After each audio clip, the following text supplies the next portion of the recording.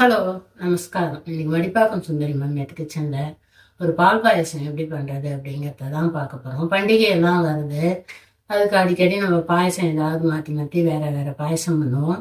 ஒரு டைம் இது போல் பால் பாயசம் பண்ணி பாருங்க, செம்ம டேஸ்ட்டாக இருக்கும். ஒரு குக்கரில் ஒரு 10 நிமிஷம் இருந்தால் போதும். ஒரு 4 விசில் வந்துடுத்துனாக்க நல்ல பால் சுண்டி வாசனையாக செம்ம டேஸ்ட்டாக இருக்கும். நிறைய பேருக்கு பண்ணணும், ஒரு 10-15 பேருக்கு பண்ணணுன்னாக்கா பெரிய குக்கரை வச்சு பண்ணிக்கலாம். ஒரு 4 பேர் தான், இல்லை 3 பேர் தான் அப்படின்னாக்கா சின்ன குட்டி குக்கரை வச்சு ஒரு 4 பேர் அளவுக்கு அதில் பண்ணிக்கலாம். இது வந்து மில்க் மேடு எதுவும் தேவையில்லை. இதுக்கு நார்மலாக நம்ம நார்மல் பாலை வச்சு கொஞ்சம் திக்காக இருக்கிற பாலை வச்சு பண்ணினோம்னாக்கா செம்ம டேஸ்ட்டாக இருக்கும். நல்ல வாசனையாக இருக்கும், க்ரீமியாக இருக்கும். வாங்க இப்போ இதை எப்படி சிம்பிளாக 10 நிமிஷத்தில் பண்ணுறது அப்படிங்கிறத பார்க்கலாம். 1/4 டம்ளர் அளவுக்கு நம்ம சாப்பாட்டு அரிசி தான் எடுத்துட்டுருக்கேன், பச்சரிசி. இவ்வளவும் நம்மளுக்கு தேவையில்லை, ஒரு ஸ்பூன் அளவு இருந்தால் போதும். மிக்சியில் பொடியாகாதுங்கிறதுக்காக இவ்வளவு போட்டுருக்கேன்.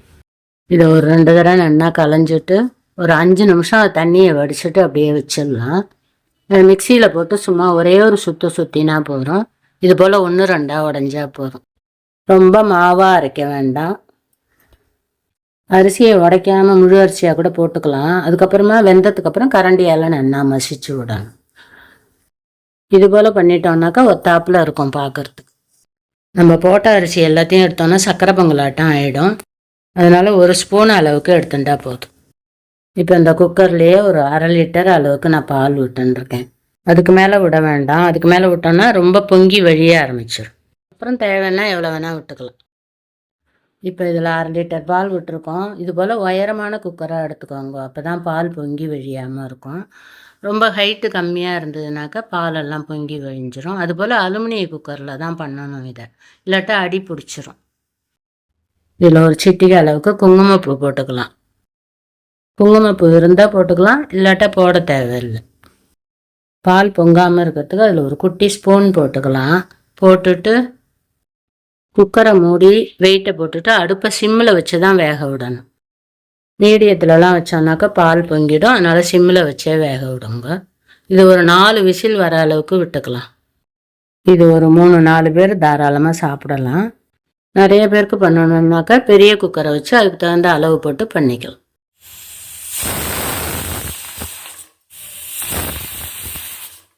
ஒரு 3-4 விசில் வந்ததும் ஸ்டவ் ஆஃப் பண்ணிடலாம்.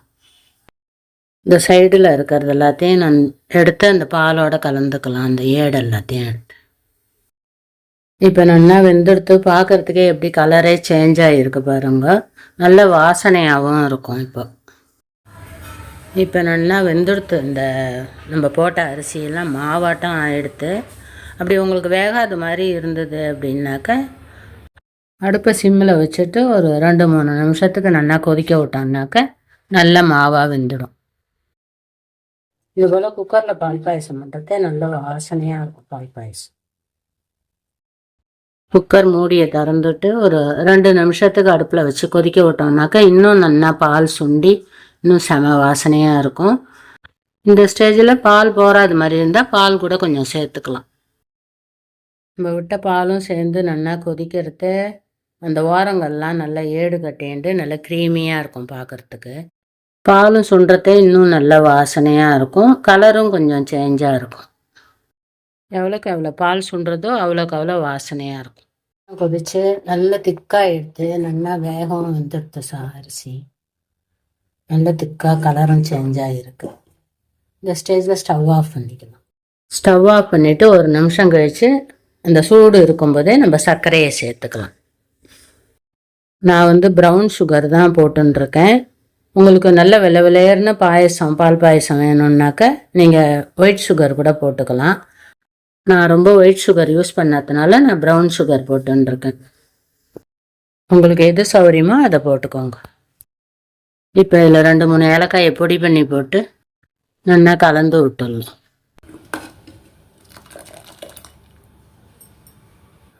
ரொம்ப திக்காக இருக்குன்னு ஃபீல் ஆச்சுன்னா கொஞ்சம் காய்ச்சி ஆற வச்ச பாலை கூட இதில் விட்டு மிக்ஸ் பண்ணிக்கலாம்.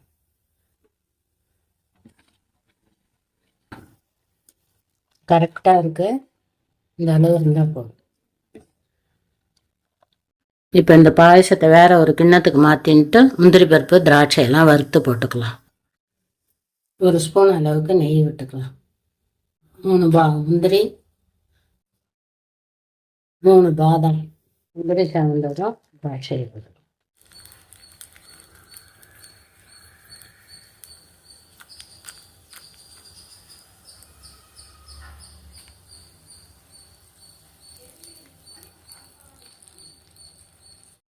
சூப்பரான பால் பாயசம் ரெடி ஆகிடுது. செம்ம டேஸ்ட்டாக இருக்கும். நீங்களும் இது போல் செஞ்சு பார்த்துட்டு எப்படி வந்ததுங்கிறத கமெண்ட்டில் சொல்லுங்க. லைக் பண்ணுங்க, ஷேர் பண்ணுங்க, சப்ஸ்கிரைப் பண்ணுங்க. தேங்க்யூ ஃபார் வாட்சிங். நெக்ஸ்ட் வீடியோவில் பார்க்கலாம்.